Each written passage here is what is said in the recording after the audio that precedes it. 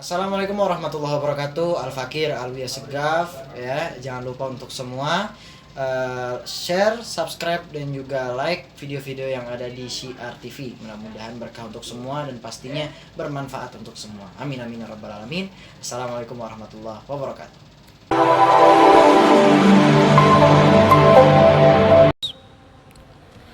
Assalamualaikum warahmatullahi wabarakatuh.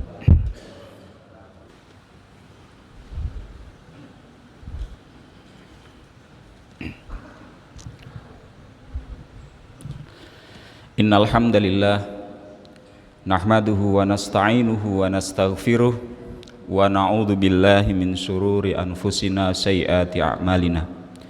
May yahdihillahu fala mudhillalah wa may yudlil fala hadiyalah. Asyhadu an la ilaha illallah wahdahu la syarikalah wa asyhadu anna Muhammadan abduhu wa rasuluhu la nabiyya ba'da. Allahumma shalli wa sallim wa barik ala sayyidina Muhammadin wa ala alihi wa sahbihi ajma'in, amma ba'du. Faya ibadallah, usikum wa iyaya bitaqwallah faqad fazal muttaqun. Qala Allah ta'ala fi kitabihil azim, a'udzu billahi minasyaitonir rajim, ya ayyuhalladzina amanu taqullaha haqqa tuqatih wa la tamutunna illa wa antum muslimun. Wa qala ya ayyuhan nasu budu rabbakumul ladzi khalaqakum wal ladzina min qablikum la'allakum tattaqun. Shadaqallahul azim.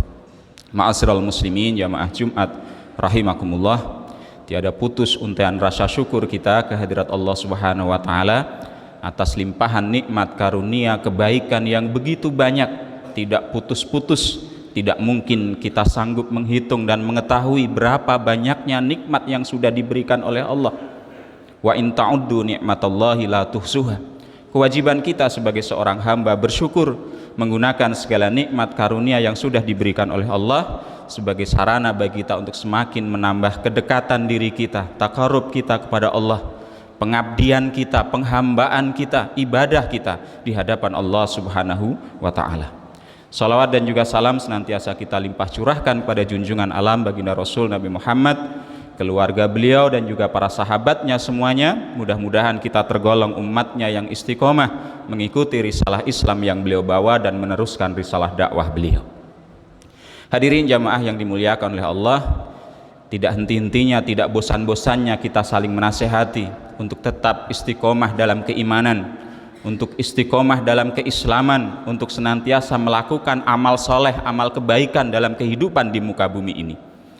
Karena dengan kebaikan-kebaikan yang kita lakukan, dengan amal soleh yang senantiasa kita perbanyak dalam hidup kita, ini yang kemudian akan membawa kebaikan, keberkahan, kehidupan yang baik dalam kehidupan kita. Man amila salihan min dzakarin aw unsa wa huwa mu'minun falanuhyiyannahu hayatan thayyibah. Barang siapa mengerjakan amal soleh, baik laki-laki maupun perempuan, dalam keadaan beriman, maka pasti kami akan memberikan kepadanya kehidupan yang baik, hayatan thayyibah. Kehidupan yang baik, kehidupan yang penuh berkah akan diberikan oleh Allah Subhanahu wa taala kepada kita para hamba ini ketika dalam kehidupan kita senantiasa istiqomah dalam keimanan, kemudian memperbanyak amal ketaatan, amal soleh di hadapan Allah Subhanahu wa taala.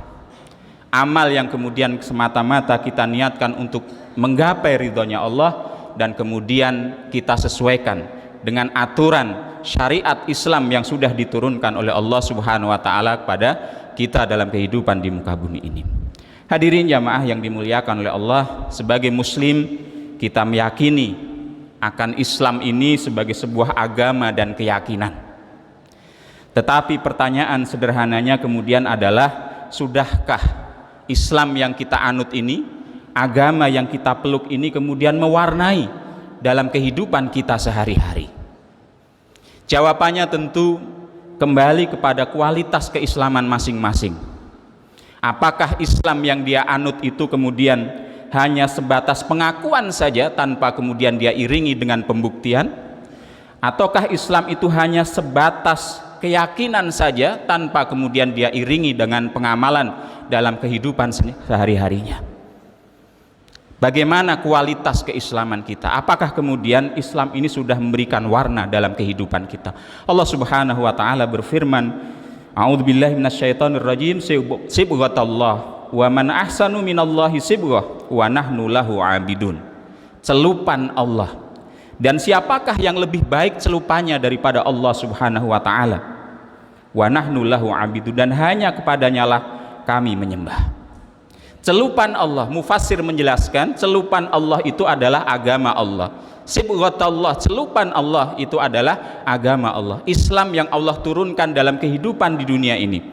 Bagaimana kemudian Islam ini bisa memberi warna? Layaknya sebuah celupan, ketika kita ingin mewarnai sebuah kain yang putih, kemudian kita buat larutan pewarnanya. Cairan kemudian kita campur dengan pewarna, kemudian kain yang putih tadi kita celupkan dalam celupan pewarna tadi. Maka warna yang ada dalam larutan tadi akan menempel kepada kain tadi, yang tadinya putih kemudian menjadi kuning, menjadi hijau, tergantung dengan larutan pewarnanya. Nah, Islam disebutkan sebagai sebuah celupan. Bagaimana kemudian Islam ini seyogyanya memberikan pengaruh dalam kehidupan sehari-hari bagi para pemeluknya. Bagaimana sikap dan perilakunya, pemikiran dan perbuatannya, semuanya diwarnai dengan nilai-nilai Islam yang telah diturunkan oleh Allah Subhanahu wa taala kepada kita sebagai hambanya ini. Hadirin jamaah yang dimuliakan oleh Allah, sehingga yang dikehendaki adalah ketika kita memeluk Islam, kita menganut agama Islam, bagaimana kemudian Islam mampu mempengaruhi perilaku kita, memberikan warna dalam kehidupan kita sehari-hari. Jangan sampai kemudian Islam hanya sebatas simbol saja. Jangan sampai kemudian Islam hanya sebatas pada data-data informasi catatan sipil saja. Di KTP tertulis agama Islam, tetapi kemudian dalam kesehariannya tidak ada nilai-nilai Islam yang kemudian dia tampilkan dalam kehidupan di realita nyatanya. Hadirin jamaah yang dimuliakan oleh Allah Subhanahu wa taala, terkadang kita mendengar ucapan, jangan bawa-bawa Islam. Ini urusan bisnis, nggak usah bawa-bawa Islam. Ini urusan politik, nggak usah dikait-kaitkan dengan Islam. Seolah-olah Islam sebagai sebuah syariat yang sudah diturunkan oleh Allah ini kemudian tidak ada kaitannya, tidak ada pengaruhnya dalam beberapa sektor kehidupan kita. Padahal kita meyakini Islam ini adalah agama yang sempurna, diturunkan oleh Allah untuk membimbing kita dalam segala urusan kita, dalam urusan pribadi kita, dalam urusan sosial kita, dalam urusan segala hal dalam kehidupan kita. Kita yakini Islam ini sempurna, membimbing kita dalam segala aspek kehidupan kita.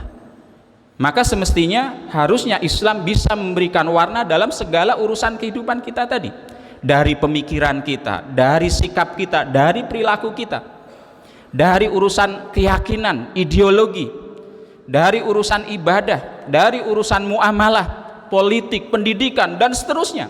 Semestinya Islam hadir di sana dan kemudian mampu memberikan warna dalam kehidupan seorang muslim.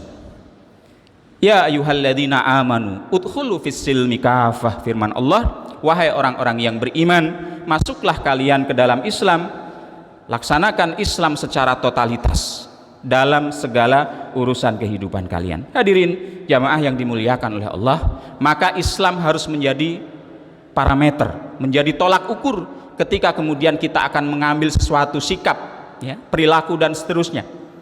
Baik buruknya kita kembalikan bagaimana Islam kemudian membimbing kita. Sesuatu terkadang kita anggap baik, kita anggap menguntungkan dan seterusnya, tetapi ternyata ketika kemudian kita timbang-timbang dengan nilai-nilai Islam, dengan panduan ajaran Islam, ternyata suatu itu adalah hal yang buruk. Maka semestinya bagi seorang muslim menjadikan Islam sebagai rujukannya. Atau sebaliknya juga, sesuatu kemudian kita anggap buruk, sesuatu kita anggap tidak bermanfaat, kemudian kita enggan, kita benci, tetapi ternyata Islam menjelaskan bahwa sesuatu itu adalah kebaikan, maka seyogyanya sebagai seorang muslim kita juga siap mengambil sesuatu itu, walaupun kemudian logika kita mungkin belum masuk, hikmahnya mungkin belum kita ketahui, tetapi ketika kemudian itu adalah suatu hal yang dijelaskan kebaikannya oleh Islam, seyogyanya seorang muslim siap mengambil sesuatu tersebut. Wa asa an takrahu syai'an wa huwa khairul lakum. Boleh jadi kalian membenci sesuatu padahal sesuatu itu baik bagi kalian. Wa asa an tuhibbu syai'an wa huwa syarrul lakum. Dan boleh jadi sesuatu itu adalah kalian anggap baik dan kemudian kalian mencintai sesuatu itu, menyenangi sesuatu itu padahal dia buruk bagi kalian. Kita kembalikan timbangannya kepada ajaran Islam. Hadirin jamaah yang dimuliakan oleh Allah, kita bisa belajar dari bagaimana sikap para sahabat menyikapi perintah-perintah agamanya. Ketika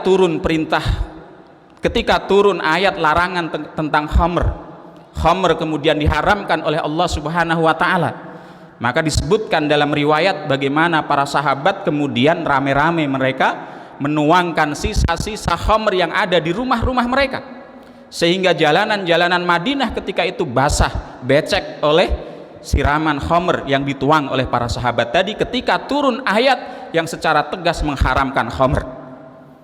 Yang tadinya mereka terbiasa dengan khamr, mereka biasa minum minuman yang memabukkan, tetapi ketika kemudian turun ayat yang melarang dan kemudian mengharamkan khamr, maka kemudian serta merta mereka kemudian meninggalkan sesuatu yang selama ini kemudian mereka sukai. Dia tuangkan sisa-sisa khamr yang ada di rumah-rumah mereka. Segera mereka menyambut seruan ayat Allah Subhanahu wa taala. Bagaimana juga dengan kisah Ummu Sulaim ketika datang seorang laki-laki yaitu Abu Thalhah. Abu Thalhah ini sosok laki-laki yang begitu ganteng, begitu rupawan, kaya, punya kedudukan di tengah-tengah kaumnya. Tetapi dalam kesempatan tersebut disebutkan Abu Thalhah belum beriman, masih dalam kondisi kekufuran. Datang kemudian ingin melamar Ummu Sulaim. Jawaban Ummu Sulaim ketika itu, wahai Abu Thalhah, engkau adalah seorang laki-laki yang semestinya tidak ada alasan bagi seseorang untuk menolak kalau dirimu itu melamar.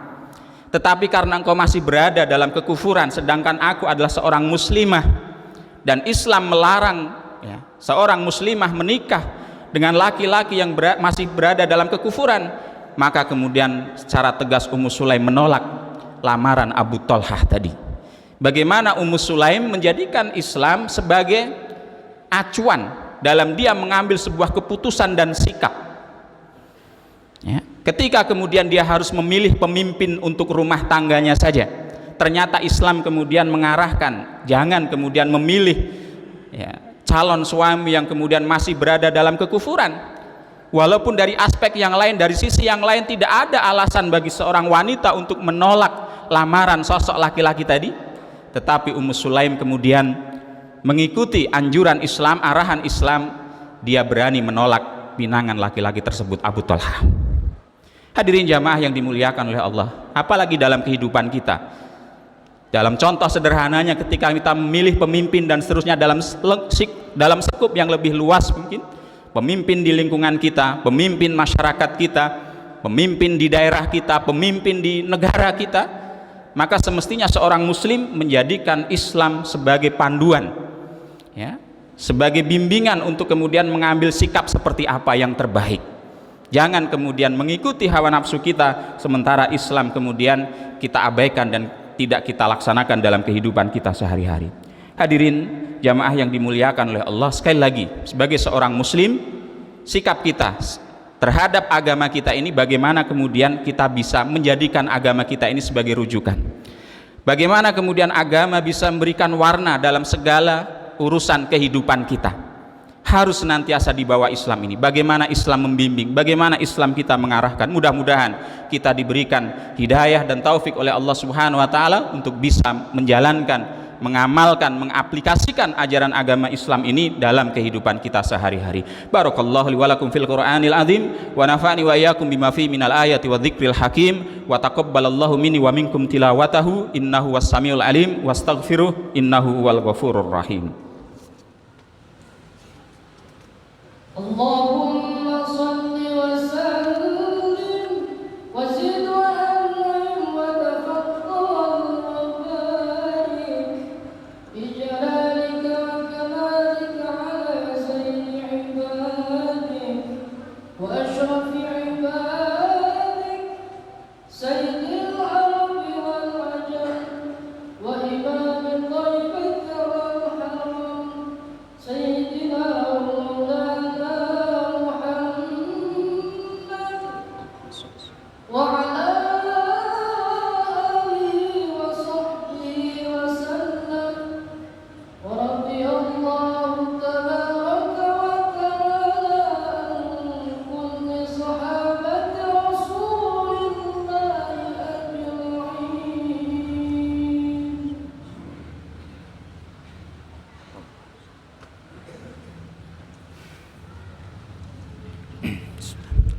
Alhamdulillah hamdan yuwafi ni'amahu wa yukafi mazidah. Asyhadu an la ilaha illallah wahdahu la syarika lah wa asyhadu anna Muhammadan abduhu wa rasuluhu la nabiyya ba'da. Allahumma shalli wa sallim barik ala nabiyyina Muhammadin wa ala alihi wa sahbihi ajma'in. Amma ba'du fa ya ibadallah usikum wa iyaya bitaqwallah faqad fazal muttaqun. Qala Allah ta'ala fi kitabil azim a'udzu billahi minasyaitonir rajim ya ayyuhalladzina amanu taqullaha wal tanzur nafsum ma qaddamat lighad wattaqullaha innallaha khabirum bima ta'malun. Wa qala innallaha wa malaikatahu yusholluna 'alan nabi ya ayyuhalladzina amanu shallu 'alaihi wa sallimu taslima. Allahumma shalli wa sallim barik ala nabiyyina Muhammadin wa ala alihi wa sahbihi ajma'in waradallahumma an sadatina Abi Bakrin wa Umar wa Utsman wa Ali wa ani sahabati ajma'in wa anit tabi'in wa tabi'in bi ihsanin la yaumiddin waj'alna ma'ahum bi rahmatika ya arhamar rahimin.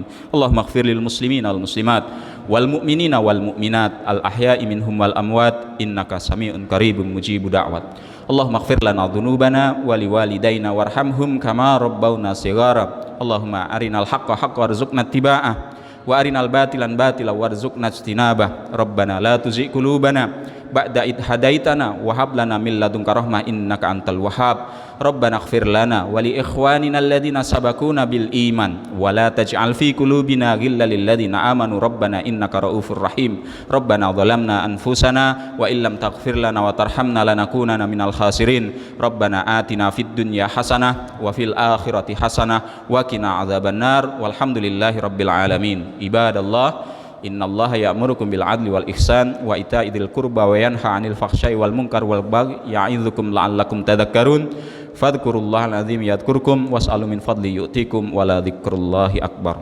Aqimussalah. Allahu Akbar.